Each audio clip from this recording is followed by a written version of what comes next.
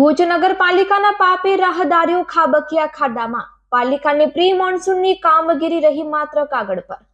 ભુજના મહેરઅલી ચોકમાં દ્વિચક્રી વાહન ચાલકો થયા ધડામ. રાહદારીઓ અને વાહન ચાલકો ખાડામાં પડી ગયાના સીસીટીવી આવ્યા છે સામે. કોઈને ગંભીર ઈજા થાય તેની રાહ જોઈ બેઠા છે ભુજ નગરપાલિકા.